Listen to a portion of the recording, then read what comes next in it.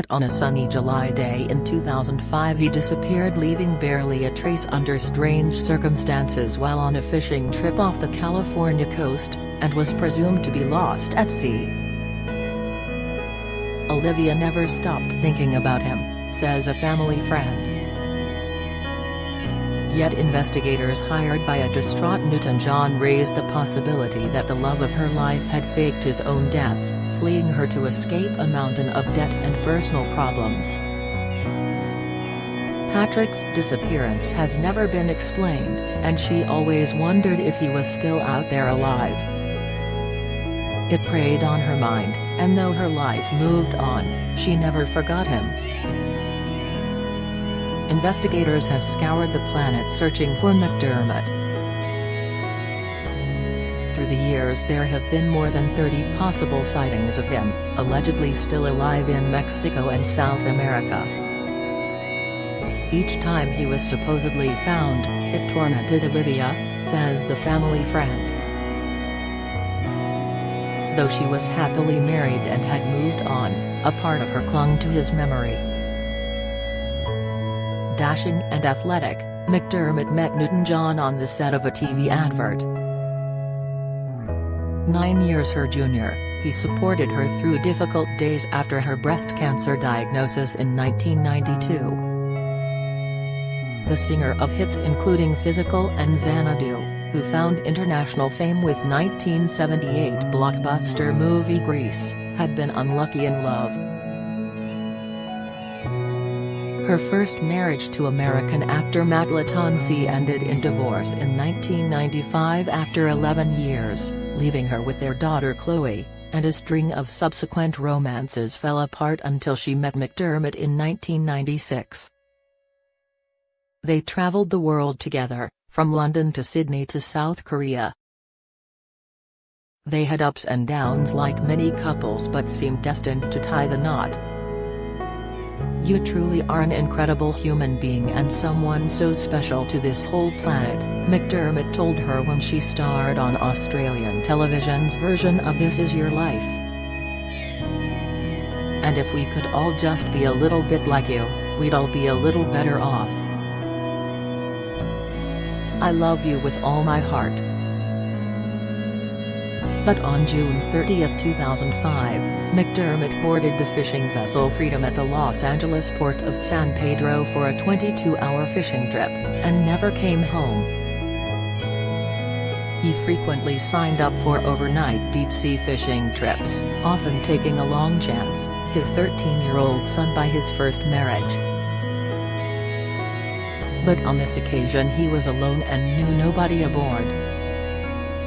When the boat returned the next day there was no head count as the 23 passengers disembarked, and nobody noticed if McDermott was among them.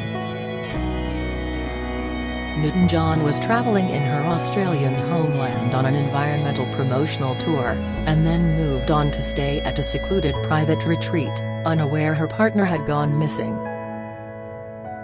Amazingly, his absence was not noted for 11 days, when he failed to appear at a family event and his ex-wife, American actress Yvette Nipper, called the dockyard. The marina manager Frank Liversedge opened a belt bag that had been left aboard the Freedom, and found McDermott's wallet, cash and car keys. His car was still parked nearby.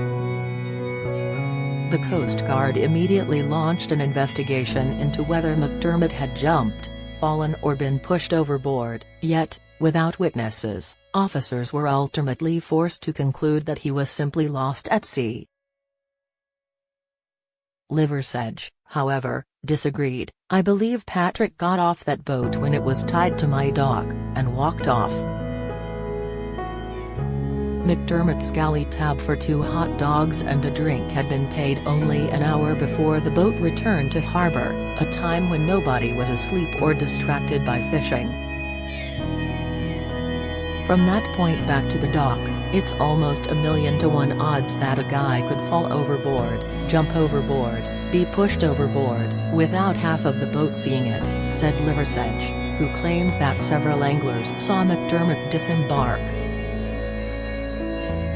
Only after his disappearance did McDermott's more troubled side emerge. The suave hunk who appeared on Newton-John's arm on Hollywood red carpets was struggling with financial woes. He had declared bankruptcy in 2000, and 5 years later still owed child support payments. Some speculated that he may have been upset over a possible breakup with Newton-John. Yet friends claim he showed no signs of depression. "He seemed fine," said Elaine Lampert. "He was happy. He is a wonderful father, and nobody can believe that he just disappeared." Newton-John, initially too distraught to comment on his loss, said, "For those of us who know and love him, it has been a truly heartbreaking experience." She hired private investigators to look into the possibility that McDermott was still alive, faking his death to flee demons that she could only guess at. In fact, McDermott had been something of a shapeshifter since infancy. Records indicate that he was born Kim Jong-nam in Seoul, South Korea in 1956, believing his parents to be a Korean woman and an American man. Given up for adoption, he was taken in by the McDermott family who brought him to the States when he was 2 years old. In Hollywood he ran his own film company with the tantalizing name, Twice Alive Productions. Tips about his whereabouts soon began pouring in, claiming that he had been spotted in Mexico's Baja Peninsula just across the California border, where Americans could visit without showing a passport. Only a year after his disappearance, several locals claimed to have seen the movie maker in the Mexican resort town of Cabo San Lucas, and nearby Todos Santos. "I am absolutely positive," said a bar manager who claimed to have sighted him sipping a beer. "Truthfully, there aren't many people who could look like this man."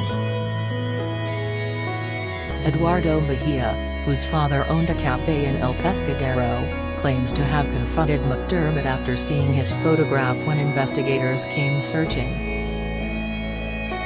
"When I told him that some people came to ask for him, he grabbed a black bag from his car, sat down on a table, took out a checkbook, and then he tells me, 'How much does your silence cost?'" Mejia told NBC TV. Assuring McDermott that he would not reveal his whereabouts, Mejia replied, "I don't want money."